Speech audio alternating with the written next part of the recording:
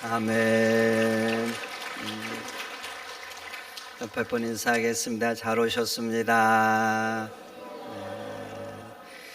한 번 더 할까요? 감기 조심하셔요. 요즘 우리 대한민국에 요놈이 유행한데, 요놈이 감기가. 하여튼 조심하시기를 바랍니다. 특별히 연세 드신 분들, 특별히 건강 더 신경 쓰셔야 될 것 같아요. 오늘 말씀은 사사기 마지막 구절인데 이렇게 말합니다. 이스라엘에 왕이 없었다고. 그러니까 사사 시대에는 뭐가 없는 시대예요? 왕이 없는 거예요. 여기서 왕은 누구를 말할까요? 세상의 군왕을 말할까요? 아니에요. 하나님을 말합니다. 그래요. 하나님이 우리의 왕이십니다. 아멘입니까? 우리 매주 주일 예배 시작하면서 부른 찬양이 뭐예요? 왕이신 나의 하나님. 하나님이 우리 왕이시기 때문에 이 찬양을 부르면서 시작한 거예요. 오늘 불렀던 찬송가 10장도 전능한 오셔서 주 이름 찬송케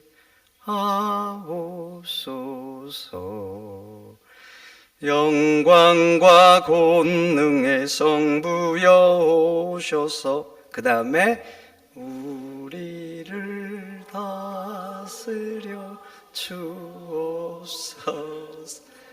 그래요. 우리 하나님은 그냥 왕이 아닙니다. 전능한 왕이시래요. 여러분들도 그렇게 고백하잖아요. 그러니까 전능한 왕이 우리 가운데 오셔서 우리를 다스려 달라고 이렇게 찬양하잖아요. 유대인들도 하나님을 왕으로 섬겼습니다. 그래서 성경에 하나님의 성호 여호와가 나오면 그들은 아도나이로 바꿔 읽었습니다. 그러니까 글은 여호와예요, 여호와. 근데 읽을 때는 아도나이로 읽은 거예요. 아도나이는 나의 주, 나의 통치자, 나의 왕 이렇게 번역할 수 있어요. 물론 이렇게 아도나이라고 하는 것은 너무나 존귀하고 위대하신 하나님의 성호를 함부로 부를 수 없다는 그들의 신앙 고백이지만, 근데 그들이 신앙 고백할 때 아도나이로 고쳐 부른 거예요. 그리고 여호와의 성호가 나오면 그것도 무릎 꿇고, 그냥 한 게 아니에요. 무릎 꿇고 아도나이. 무슨 말이겠어요? 여호와가 나의 왕이십니다. 여호와가 나의 왕이십니다. 이렇게 고백한 겁니다. 그래요. 하나님이 우리의 왕이십니다. 우리 가정의 왕이시고 우리 교회의 왕이시고 이 나라 민족의 왕이십니다. 여러분들은 인생 살면서 왕이신 하나님이 무엇을 좋아할까? 내 삶 가운데서도, 내 가정 가운데서도, 이 교회 가운데서도 왕이신 하나님이 뭘 좋아하실까? 전심을 다해서 그 뜻을 이루시는 여러분들이 되시기를 축원드립니다. 그런데 사사시대 보세요. 이스라엘에 왕이 없다는 거예요. 참으로 신기합니다. 이스라엘은 누구 백성입니까? 하나님의 백성이에요. 그러면 사사시대에 성막이 있었을까요? 없었을까요? 있었지요. 실로에 있었습니다. 제사장과 레인도 있었습니다. 백성들 여전히 제사를 합니다. 오늘 본문 24절도 봐보세요. 백성이 일찍 일어나 제단을 쌓고 번제와 화목제를 드렸다 그럽니다. 다 있어요. 심지어는 금식도 합니다. 금식도예요. 여호와 이름으로 총회도 합니다. 근데 신기한 건 말이죠. 사사기에는 이스라엘이 왕이 없다고 말합니다. 도대체 이게 무슨 말일까요? 다 있는데 이스라엘에 왕이 없다니 도대체 이게 무슨 말이냐고요. 무슨 말일 것 같아요? 기도합니다. 여호와 이름으로 모여서 뭔가를 결정합니다. 그런데 그곳에 왕 대신 하나님이 없다는 겁니다. 여러분 아셔야 됩니다. 하나님이 왕으로 앉아 계시지 않으면 왕이 없는 거예요. 내가 그 자리에 앉아서 왕 노릇한다고 왕이 되는 게 아니에요. 물론 왕 노릇하죠. 근데 진짜 왕은 오직 하나님입니다. 그래서 그 마음의 보좌에 내가 앉았다고 해서 왕이 있다고 말하지 않아요.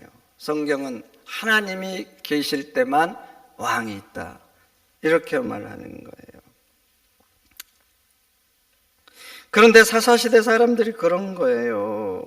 그런 거. 제사하고 기도하고 여호와의 이름으로 총회도 하고 뭔가를 결정하는데 그 보좌에 하나님이 앉아 계시지 않고 내가 앉아서 결정을 하는 겁니다. 그래서 왕이 없다, 이렇게 말하는 거예요. 그러면 우리는 어떻습니까? 하나님을 믿잖아요. 하나님을 주여라고 합니다. 예배도 하고. 그럼 한번 물어보고 싶어요. 여러분 마음의 왕자는 누가 앉아 계시는 겁니까? 여러분 인생의 결정자가 누구이십니까? 누가 결정하는 거예요? 나를 가게도 하고 멈추게도 하시는 그 존재가 누구냐고요? 하나님 맞습니까? 나를 좌지우지하고 내 삶에 움직이는 동력, 그게 누구냐 이 말이에요. 나입니까? 하나님입니까? 하나님 맞냐고요? 때로는 기도합니다. 동성하면 우리는 주여 주여 하면서 시작합니다. 그렇게 주여 말하지만 결국 누구의 뜻을 구하기 위해서 그렇게 열심히 기도하는 거예요. 나의 뜻을 구하고 나의 목표를 구하는 겁니까? 아니면 하나님의 나라와 하나님의 뜻과 하나님을 목표로 하는 겁니까? 그렇게 주여 주여 하는데 진짜 주인은 누구냐 이 말이에요. 누구냐? 한 목사님이 설교하면서 단에 의자를 올려놓고 보좌라고 썼습니다. 그리고 성도들에게 물었어요. 여러분 마음의 보좌에 누가 앉아 있습니까? 하나님입니까? 아니면 여러분입니까? 한 집사님이 대답했습니다. 저는 예수님을 주님이라고 말하지만 삶의 일들은 제가 결정합니다. 그리고 예수님은 제가 필요할 때, 어려움을 당할 때 도와달라고 하는 분입니다. 이렇게 대답을 했답니다. 여러분, 신앙은 예배를 한다고 꼭 신앙이 되는 게 아니에요. 왕이 계셔야 신앙입니다. 왕이 계시지 않으면 그것은 단지 종교 행위일 뿐인 거예요. 기도하고 여호와의 이름으로 모여서 무언가 결정한다고 진짜가 되는 게 아니에요. 오늘 말씀처럼 왕이 없음으로가 되면 그건 가짜가 되는 것입니다. 그러니 성도 여러분, 왕이 계시는 신앙, 왕이 내 삶에서 역사하는 그런 삶을 사시기를 축원드립니다. 이제 보세요. 왕이 없으면 어떻게 됩니까? 그 다음에 답이 나오죠. 사람들이 각기 자기 소견에 옳은 대로 행했다는 거예요. 자기 소견에 옳은 대로 행했다는 게 뭡니까? 내 생각이 중요하다는 거 아닙니까? 하나님이 뭐라 하셔도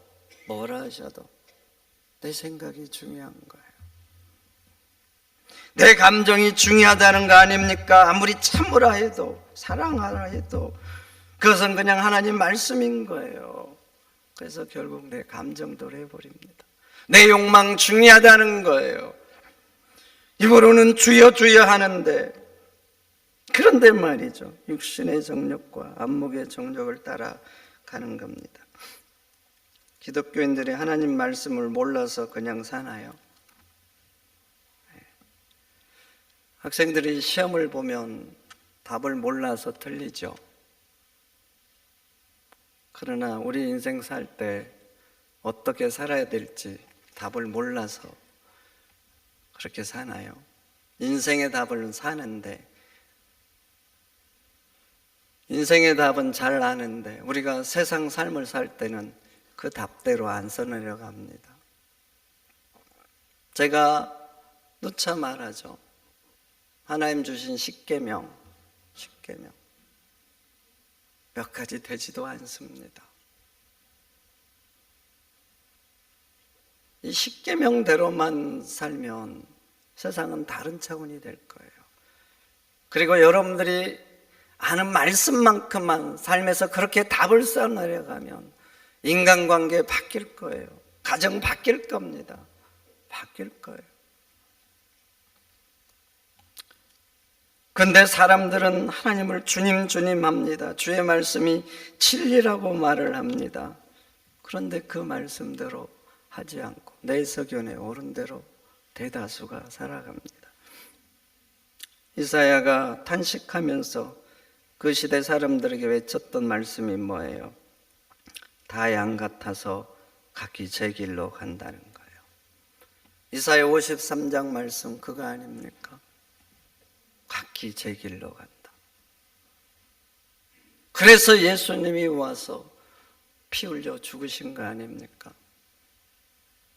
그래서 그러면 왜 양들이 각기 제 길로 갈까요? 이스라엘에 목자가 없는 거예요? 참되신 목자 하나님이 계시잖아요. 하나님이 계셔요. 근데 그 목자 인도가 싫은 겁니다. 싫어서 나는 이 길로 가면 좋겠다. 저 길로 가면 좋아. 내 인생은 이렇게 해야 돼. 그래서 목자가 인도해 주는 길로 안 가는 거예요. 양들이 그래서 각기 제 길로 다 가는 거예요. 오늘 말씀처럼 자기 소견에 옳은 대로 하고 마는 거예요. 여러분, 신앙이 진짜가 되려면 왕이 계심으로가 돼야 됩니다. 왕이 계심으로.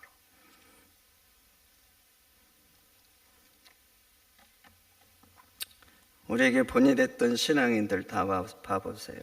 아브라함 너무나 잘 알죠. 본토 친척 아비집 떠나라 했습니다. 자기 소견에 옳은 대로 하면 안 떠나죠. 안 떠나. 이삭 바치라고 했습니다. 바치고 싶었겠습니까? 내 소견에 옳은 대로 하면 절대 결코 바치지 않습니다.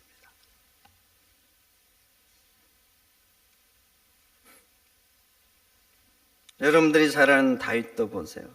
사울왕이 집요하게 죽이려고 했잖아요. 어느 날도 군대를 동원해서 죽이려고 쫓아왔습니다.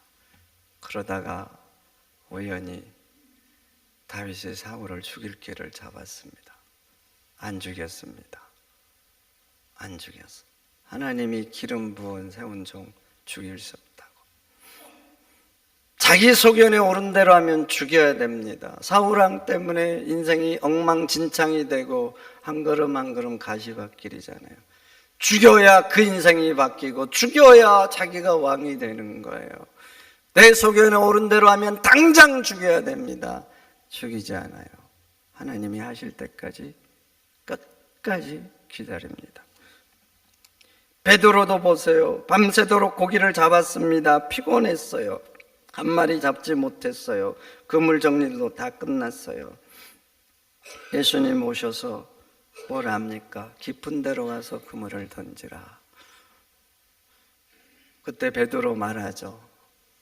내가 밤이 새도록 고기를 잡아 한 마리로 잡은 거 없지만 말씀에 의지해서 깊은 데로 가서 그물을 내리겠다고. 자기 소견에 좋을 대로 했으면 밤새도록 허탁을 쳤는데 또다시 가서 그물을 내리겠습니까? 자기 소견에 거기 가서 잡힐 것 같았다면 왜 밤새도록 거기 안 갔겠어요? 갈릴리 봐라. 평생 삶의 터전인데.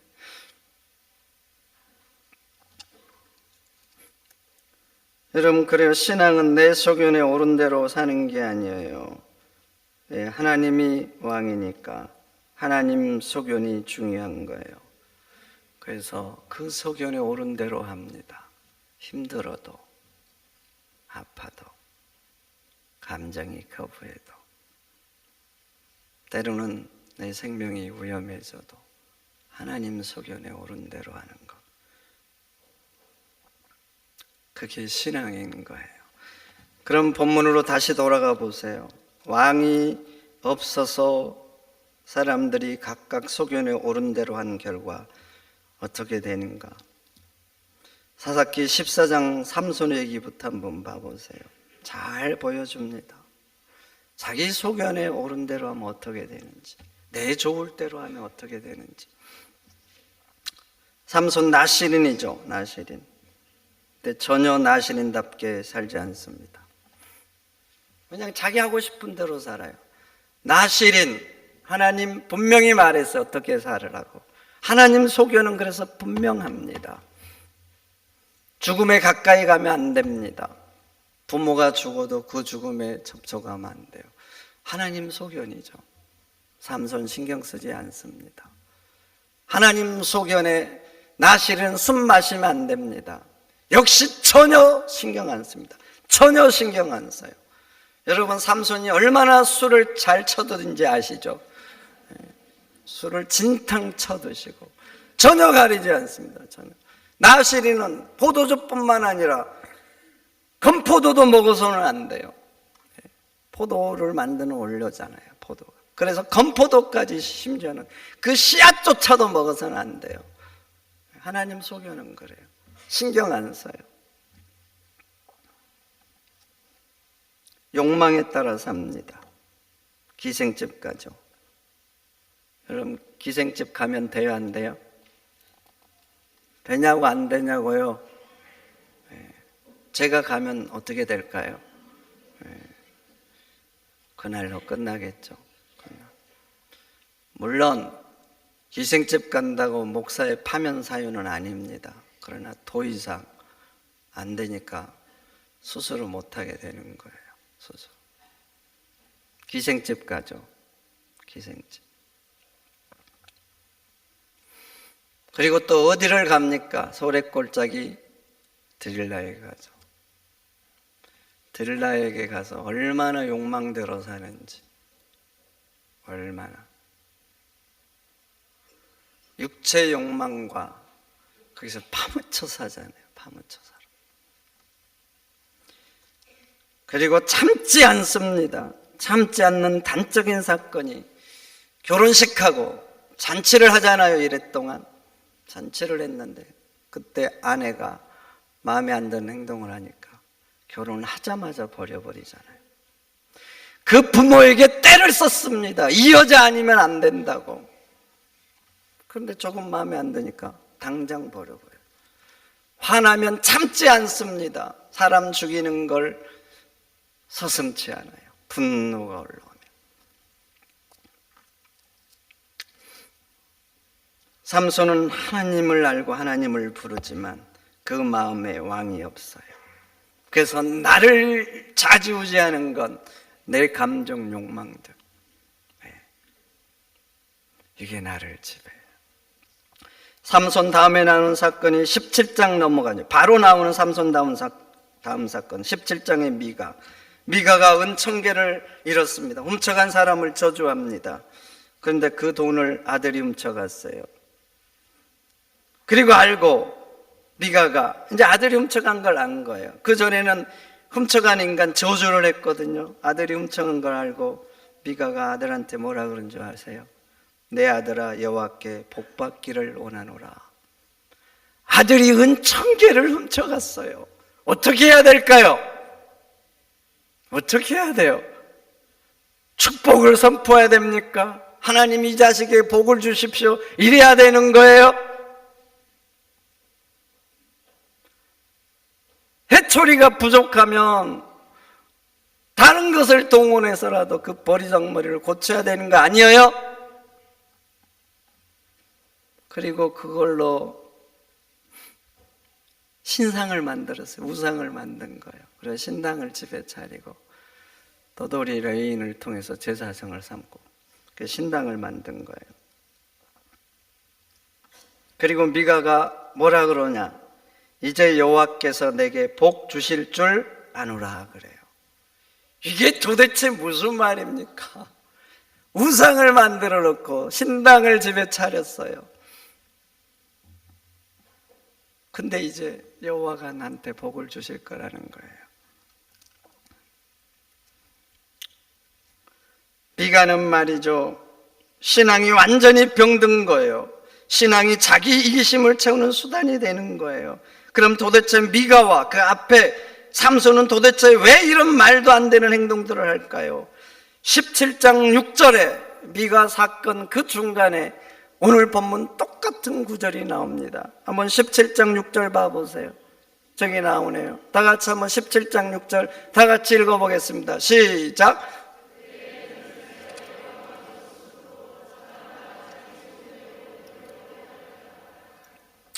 미가 집에 하나님이 왕이 되시지 않는 거예요.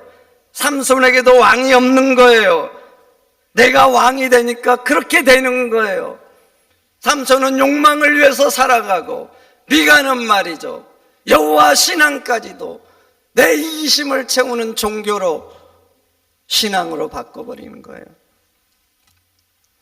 미가 사건 다음에 바로 나온 사건이 단지파 얘기입니다. 삼손은 일개인의 타락입니다. 여호와가 없어서 어떻게 되는가? 미가는 한 가정에 하나님이 왕이 되지 않으면 어떻게 되는지 보여주는 거예요. 근데 단지파는 한 지파가 왕이 없으면 어떻게 되는 걸 보여줘요. 극단적인 이기심으로 미가 집에 있는 신상을 강제로 뺏어갑니다. 그리고 18장 20절 단지파가 어떻게 하는가? 그 다음 한번 읽어보세요. 그 다음 넘겨보세요. 이양 보여주신 거. 다음 구절.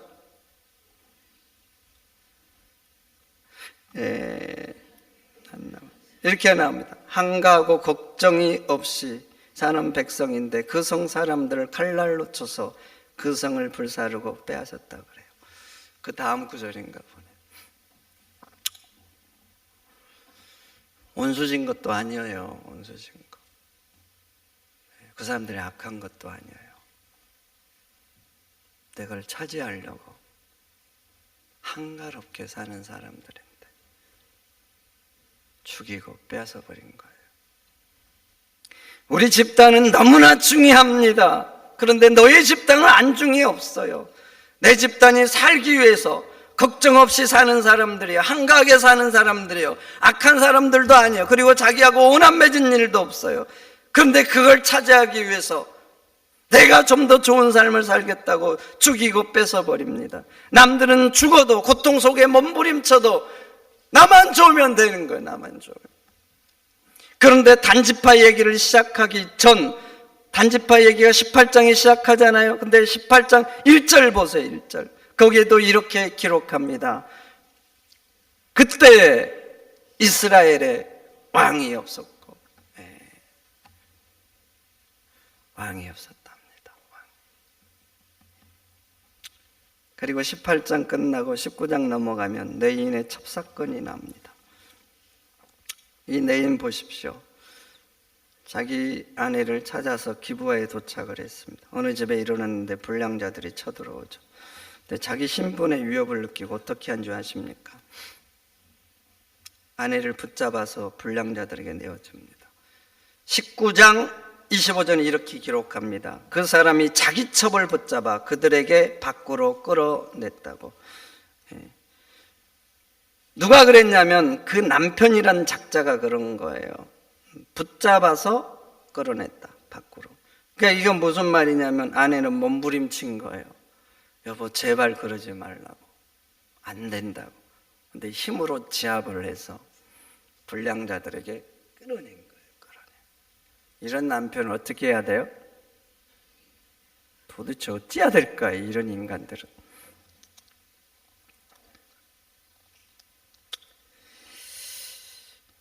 그 후 보세요. 아내는 비참한 일을 당하고 돌아왔는데 이렇게 또 성경은 말합니다. 밤새도록 문 앞에 엎드려져 있다 죽었다고. 밤새도록 엎드려져 있었대.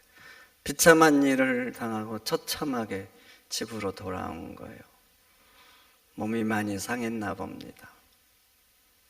근데 왜 밤새도록 문에 엎드려져 있었을까요? 남편이 문을 안 열어준 거예요. 그러면 아내가 돌아와서 문을 열어달라고 소리쳤을까요? 안 쳤을까요? 문을 열어달라고 했겠죠. 안 열어준 거예요, 남편이. 자기 신상에 위협을 느낀 거죠.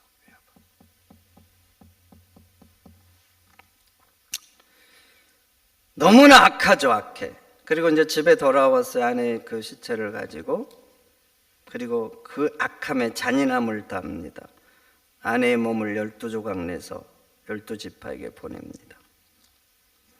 이 일을 보고 온 이스라엘 12지파가 난리가 난 거예요. 기브아에서 여호와 앞에 총회를 했다고 합니다. 총회 이 남편이 가서 말을 합니다. 그런데 자기 약함은 하나도 말하지 않습니다. 불량자가 자기 아내를 어떻게 한 것만 얘기해요. 자기가 붙잡아서 강제로 냈는데 그 얘기는 1절 안에 얘기를 듣고 11지파가 무엇을 결정하는가? 베냐민을 멸절하기로 결정을 합니다. 이렇게 무섭고 잔인한 일을 결정하는데 보세요. 얼마나 중요한 결정이에요. 자기 동족인데 한 지파를 멸절하기로 결정하면 적어도 상대방 얘기는 들어봐야 되는 거 아니에요? 안 듣습니다. 안 들어. 딱 한 사람, 이 남편 얘기만 듣습니다. 그리고 여호와의 총회로 모인 거예요. 그러면 하나님께 물어야 되잖아요. 물어야 돼. 묻지 않습니다. 전쟁을 해서 멸절시키죠. 멸절시키고 일어난 후에 다른 생각이 들었나 봐요. 그리고 이 11지파가 다시 모였어요. 그리고 아침부터 저녁까지 하나님 앞에서 울었다 합니다. 21장 12절이에요. 울었다 합니다. 우는데 울면서 뭐라고 하냐면 이렇게 합니다. 어찌하여 이스라엘에 이런 일이 생겨서 오늘 이스라엘 중에서 한 지파가, 그 다음 봐보세요. 한 지파가, 그 다음 읽어보세요. 한 지파가 없어지게 하나이까. 누가 없앴다는 거예요? 하나님이 없앴다는 거죠. 누가 없앤 거예요? 자신들이 없앴어요. 자신들. 아침부터 저녁까지 모여서 여호와 앞에서 울었어요. 울어. 그럼 지금 하나님 탓을 할 게 아닙니다. 무섭고도 잔인한 일, 절대 해서는 안 되는 일을 했어요. 그러면 회개하고 옷을 찢고 용서를 구해도 부족할 판인데 지금 하나님 탓을 해요. 어째 하나님이 이렇게 하셨나. 그리고 다음날 아침에 봐보세요. 다음날 아침에 일찍 일어나서 이들이 뭘 하냐면 4절 일찍 일어나 제단을 쌓고 번제와 화목제를 드렸다고 합니다. 그리고 또 총회를 합니다. 그리고 결정한 건 뭔지 아세요? 결정한 거. 또 무섭고 잔인한 결정을 합니다. 베냐민을 치러 갈 때 오지 않는 길라 사람들을 다 죽이자는 거예요. 왜냐하면 베냐민을 쳤는데 남자들 일부가 도망가서 살아남았습니다. 근데 그들이 뭘 결정했냐면 그들에게 자기들의 딸을 주지 말자는 거예요. 그러면 이제 이 사람들 살아남은 남자들이 결혼을 못 하잖아요. 그러니까 어떻게 하면 이들의 보존할까 이런 거예요. 혈통을. 그래서 그들이 거기서 결정한 게 그거예요. 그때 오지 않는 길라 사람들을 다 죽이자는 거예요. 그래서 다 죽였습니다. 처녀 400명만 남기고. 하루 종일 하나님 앞에서 울었습니다. 제단을 쌓고 거기 모인 사람들이 여호와께 제사도 했습니다. 여호와의 총회로 회의도 했습니다. 그런데 결정은 잔인하고 악한 것. 목적을 이루기 위해서는 결코 해서는 안 되는 일도 하는 거예요. 그러면 또 왜 이런 일이 일어나는 거예요? 이 일의 시작점인 레인 사건 한번 봐보세요. 레인 사건의 시작점이 19장 1절을 또 봐보세요. 거기는 어김없이 이렇게 기록합니다. 이스라엘 왕이 없을 그때라고. 이스라엘의 왕이 없어서. 하나님을 섬기는 레인인데 그런데 왕은 하나님이 아니셔요. 여호와 이름으로 총회를 합니다. 그런데 그것도 왕은 하나님이 아니셔요. 아침부터 저녁까지 하나님 앞에 옵니다. 그런데 그곳에 실상은 하나님이 안 계시는 거예요. 아니 하나님이 안 계신 게 아니라 그들의 마음속에 하나님이 없는 거예요. 제단을 쌓고 백성들이 제사하는데 그곳에도 하나님은 왕이 아닙니다. 왕이 아니에요.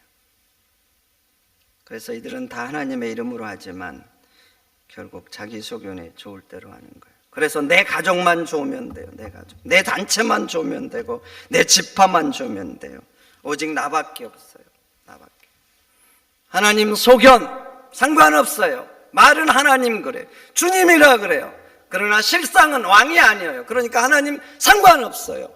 하나님 신경 쓰지 않습니다. 그냥 나 좋으면 돼. 내 감정, 내 의견, 내 뜻, 이게 중요한 거예요.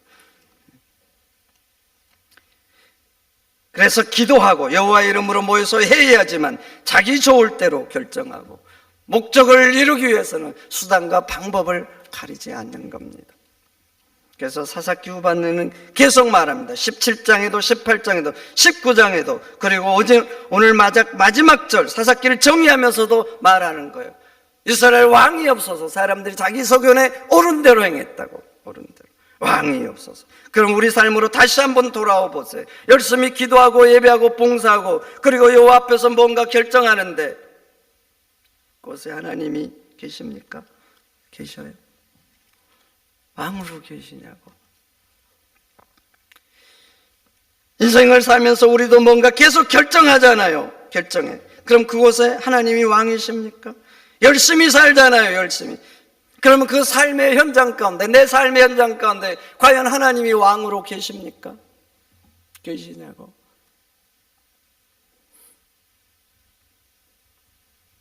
여러분, 왕이 계시지 않잖아요. 그러면 신앙 아니에요. 신앙 아니에요. 기도하고 예배하고 섬기고 여호와 이름으로 결정해도 신앙 아닙니다. 신앙은 왕이 계셔야 되는 거예요. 그래서 오늘 본문 고쳐야 됩니다. 사사기 사람들은 왕이 없으므로 각각 자기 소견 옳은 대로 행했다 이렇게 기록하잖아요. 그런데 우리의 삶은 고쳐야 돼요. 나에게 왕이 계심으로 나는 왕의 소견에 옳은 대로 행하니라. 나에게는 왕이 계심으로 나는 왕의 소견에 옳은 대로 행하니라. 이게 신앙입니다. 기도하도록 하겠습니다. 하나님,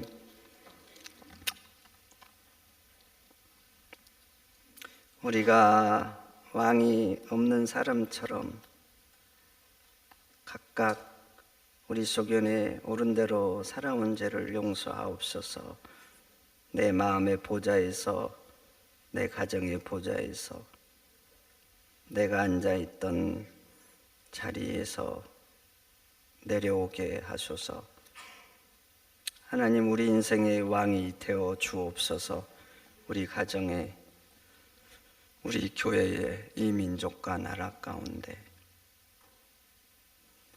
왕이 없음으로가 아니라 왕이 계심으로 하나님의 소견대로 하니라. 이런 삶이 되도록 역사하여 주옵소서.